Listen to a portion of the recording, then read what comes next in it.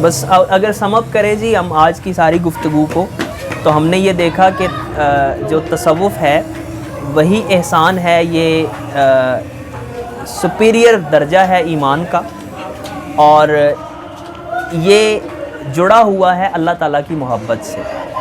تو اگر اللہ تعالیٰ کی محبت نہیں ہے تو تصوف نہیں ہے، بس سادہ سی بات۔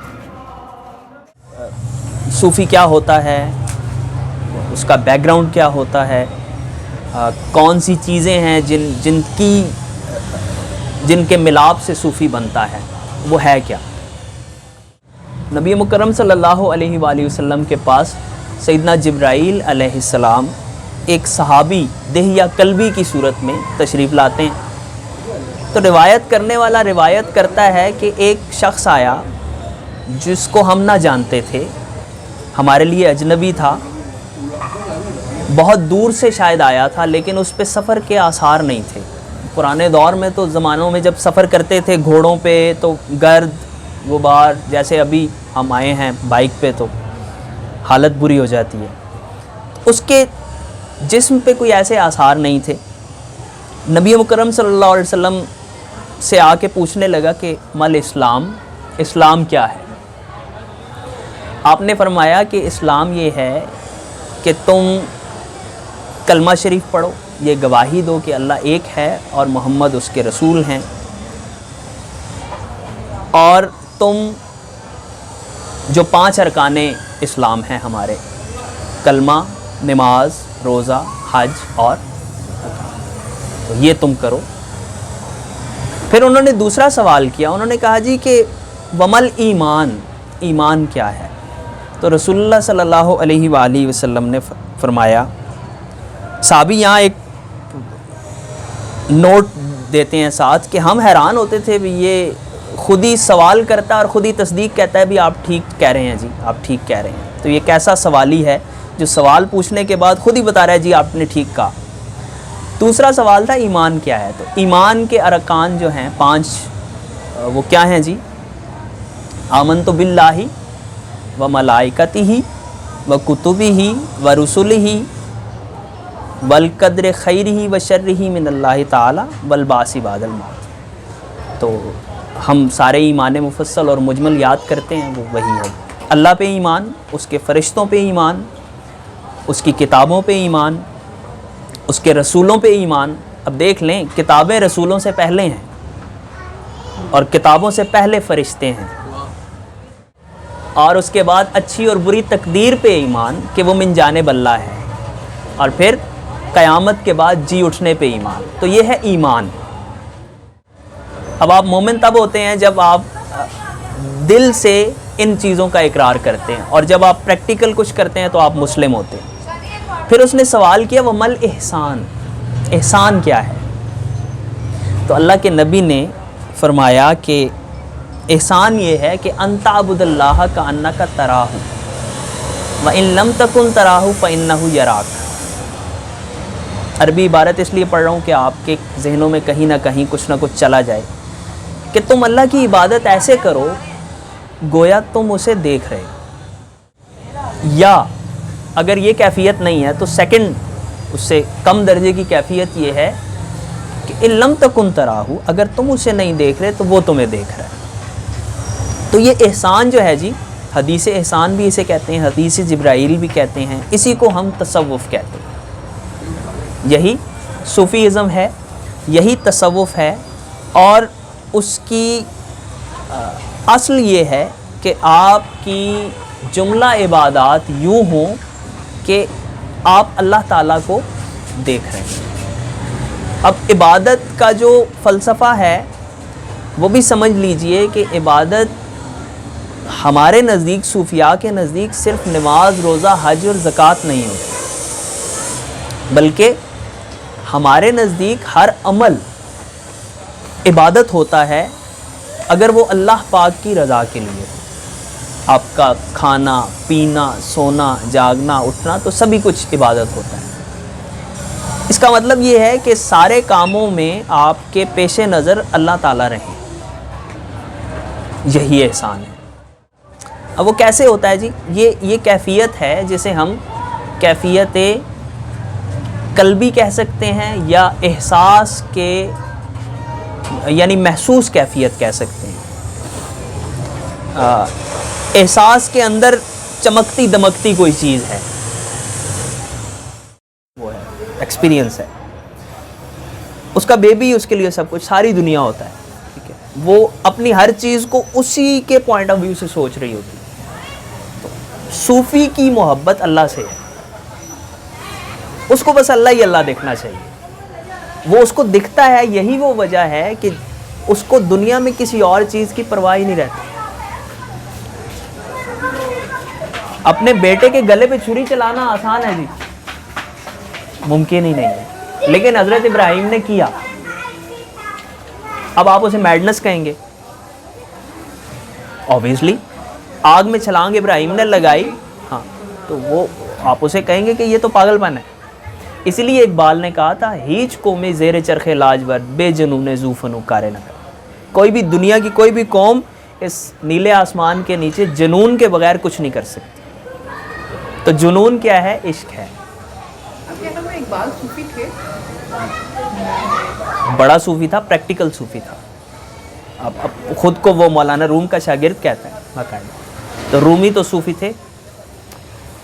असल में इकबाल के यहाँ बस फ़र्क सिर्फ इतना है कि इकबाल ने ना थोड़ा सा अपनी जो खुदी है, सेल्फ़ रिस्पेक्ट, उसको बहुत ज़्यादा प्रोमिनेंट कर दिया है।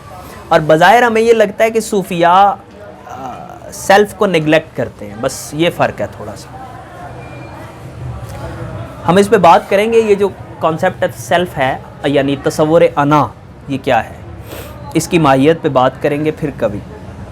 अभी तो बस इतना ही। और ये जो आप उमर बिन अब्दुल अज़ीज़ वाला वाक़या है ना, ये बहुत आम है सूफिया के यहाँ, ये तो बहुत आम है। जिनको हम आरिफीन कहते हैं या उश्शाकान इलाही कहते हैं, उनके साथ ऐसे मामलात होते रहते हैं।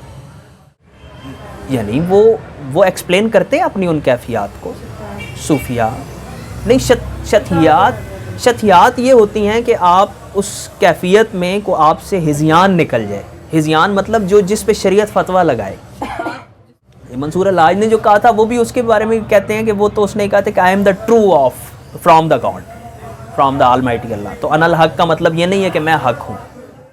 जैसे सुबहाना माज़म शानी वगैरह वगैरह जैसी बातें हैं। हमारे सूफिया ख़ास तौर पे मशाइख़ चिश्त इस किस्म की सारी बातों को बहुत नामुनासिब ख्याल करते हैं, और वो कहते हैं कि ये उस आदमी के मुंह से निकलती हैं या इनका निकलना बहुत बुरा है, उस आदमी के मुंह से निकलती हैं जिसको सेल्फ़ कंट्रोल नहीं रहता। करामत का इजहार भी वो इसीलिए बहुत बुरा समझा जाता है कि आपने अपनी कोई स्पिरिचुअल पावर शो नहीं करनी। तो वो अगर कहीं उन्होंने कोई ऐसा कोई इन्फ्लुएंस करना भी होता है तो बड़े अजीबो गरीब तरीके से करते हैं, वो नेचुरल लगता है, और वो ख़ुद उसमें से निकल जाते हैं कि नहीं हमने कुछ नहीं किया। कौन? तारिक जमील साहब नेक लोगों में से हैं। तो तसव्वुफ़ के बाकायदा उस राइज तरीके को वो नहीं फॉलो करते, लेकिन वो अच्छे मुबल्लिग हैं। वो देवबंदी हैं जी, तारिक जमील साहब देवबंदी हैं। बरेलवियों में प्रोमिनेंट शख्सियत कुछ मुफ्ती मुनीब साहब बरेलवी हैं, खादिम हुसैन रिजवी साहब बरेलवी थे। एक और चीज़ कंफर्म करें, ताहिर अल कादरी साहब तो बरेलवी मकतब फ़िक्र से हैं। गामदी जो हैं ये इस्लाही साहब हैं, जो अहमद फ़राही इंडियन वाले बैदुद्दीन खान साहब हैं ना, ये दोनों आपस में एक उस्ताद के शागिर्द हैं। किसी सिलसिले से जुड़े थे या वो खुद? नहीं, ये मौलाना मौदूदी स्टाइल जितने भी लोग हैं ये असल में तसव्वुफ़ के मुखालिफिन है, ये रैशनलिस्ट हैं, तो ये अक़लियत पसंद है। ताहिर अल कादरी साहब तो सूफिया से हैं, वो बरेलवी भी ख़ुद को नहीं कहते, तो वो तो बड़े प्रोमिनेंट सूफ़ी हैं। यहाँ मेरी फैमिली से हैं ताहिर अलाउद्दीन गिलानी साहब बगदाद शरीफ वाले, उनके बाकायदा शागिर्द हैं, उनके बाकायदा मुरीद हैं, लेकिन वो ख़ुद आगे से शेख नहीं हैं, वो बैत नहीं करते।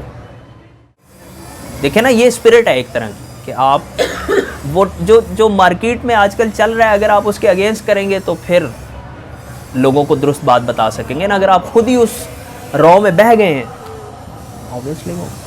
लेकिन उन्होंने अपना एक और तरह का सेटअप बना लिया, हर एक ने अपनी दुकान तो लगाई, एक ब्रांड बना अब लिया। जिस तरह डॉक्टर इसरार है उनमें तो कट्टरपन बहुत नजर आता है। डॉक्टर इसरार मौदूदी के साथ थे, यानी उसकी जमात के थे, फिर वो उससे कट गए और उनकी मौदूदी साहब से उनकी जो पॉलिटिकल व्यूज़ थे उस पर उनका इख्तलाफ था, उन्होंने किताब भी लिखी उस पर। डॉक्टर इसरार ने हाँ, उनकी जो मौदूदी साहब की जमात की सियासी पॉलिसीज़ हैं वो उनसे इख्तलाफ करते थे। ये डॉक्टर इसरार साहब जो हैं ये जिहादी टाइप जो लोग हैं। वो क्या लगी थी ज़िया की टाइम में फले फूले हैं ना, तो उनका 90s में इनकी पीक थी जी जब बिल्कुल। वो तकदीर भी हाल ही में मैं ना हज़रत हुसैन बिन मंसूर अल-हल्लाज की उनको देखो तो जब उनका आखिरी वक्त था, जब वो दार पर चढ़ने वाले थे, तो उनसे उनके एक शागिर्द ने एक सवाल किया कि तसव्वुफ़ क्या है। तो वहाँ जो कुछ भी हो रहा था उन्होंने जवाब में कहा कि ये जो कुछ हो रहा है ये तसव्वुफ़ की सबसे अदना और घटिया मिसाल है। तो उसके बारे में आपका क्या? जी बिल्कुल ठीक है। मंसूर हल्लाज एक बहुत बड़े सूफ़ी थे। मंसूर हल्लाज साहब, जी जी मंसूर हल्लाज साहब बहुत बड़े सूफ़ी थे और उनके साथ जो हुआ उसमें बहुत सारा हाथ जो है वो आप यूँ समझ लें कि पॉलिटिकल एलिमेंट्स का था। बस सादा सी बात है, चीज़ें पॉलिटिसाइज जब हो जाती हैं तो फिर वो सच छुप जाता है और झूठ सामने आ जाता है। वरना वो कोई ऐसे नहीं थे कि अनल हक कहते, या वो कोई इस किस्म का मामला नहीं था उनका। उस दौर के सबसे बड़े सूफ़ी हज़रत जुनैद उस दौर में मौजूद हैं, शेख़ ताइफ़ा कहते हैं उन्हें,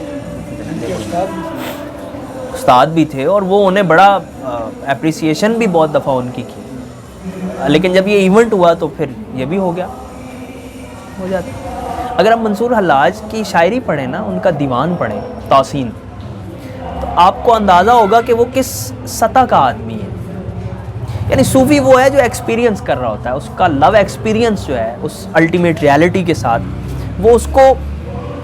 अब देखिए यही वो जगह है जहाँ पे तसव्वुफ़ और किसी भी किस्म के फ़नून लतीफ़ा और आपकी मोहब्बत ये एक इकट्ठी हो जाती है, तीनों एक लाइन पे आ जाती है, तो वो बड़ा आदमी बनता है, बहुत बड़ा आदमी। मैं मुहिउद्दीन इब्ने अरबी, मंसूर हल्लाज, बायज़ीद बुस्तामी, बला का शायर, बला का क्रिएटिव, बला का खुदा से मोहब्बत करने वाला, तो बड़ा सूफ़ी, बड़ा नाम। तो मौला अली जो सरदार हैं सारे सूफिया के, आप उनको देखें कैसे बलीग हैं, इसलिए कि अब उसने उस एक्सपीरियंस को बयान भी करना है, उतनी ताकत चाहिए, ज़ोर चाहिए कलाम में, वो बयान करते हैं। मौलाना रूम को देखें, मौलाना रूम कितने बड़े आलिम हैं लेकिन सिर्फ शेर ही गए हैं उन्होंने, वो भी पर्दे में, वो अपने मुर्शिद शम्स तबरेज़ को ही जो कहते हैं वो कहते हैं, उन्होंने कहा तो किसी और को रहे हो। ख़त्म ख़ाजगान ये है जी कि हर महफ़िल में एक ख़त्म शरीफ पढ़ा जाता है नॉर्मल, उसी को ख़त्म ख़ाजगान कहते हैं, वो जिसमें अलहम शरीफ पढ़ी जाती है, चार कुल शरीफ पढ़े जाते हैं, दरूद ताज पढ़ा जाता है। मज़ीद उसका जो बाकायदा तरीका है वो तो तवील है, उसमें और चीज़ें पढ़ते हैं, लेकिन बुनियादी जो उसका जो थीम है वो ये है कि आपने अपने बुज़ुर्गों को याद करना होता है बस, और उनके तवस्सुल से, उनके वसीले से, उनकी यादगिरी के साथ अल्लाह ताला से दुआ करनी होती है। हर जुमेरात को इसलिए ख़ास कर दिया गया, जैसे मैंने बताया कि हज़रत उमर बिन अब्दुल अज़ीज़ के यहाँ जुमेरात को मजलिस ज़िक्र होती थी, तो सूफिया के यहाँ शुरू से इन दिनों की अहमियत रही है और वो उसमें ये इवेंट किया करते थे। तो अब भी होता है हमारे घरों में, अमूमी ये रवाज है कि जुमेरात वाले दिन जो कुछ भी पका होता है उसके ऊपर फातिहा शरीफ पढ़ के तो वो तकसीम कर दिया जाता है। शाह जी बहुत नवाजिश आपकी, आप तशरीफ़ लाए, आप यहाँ होते हैं तो आया करें। जी जी, मुझे ग्रुप पे अपडेट मिली थी।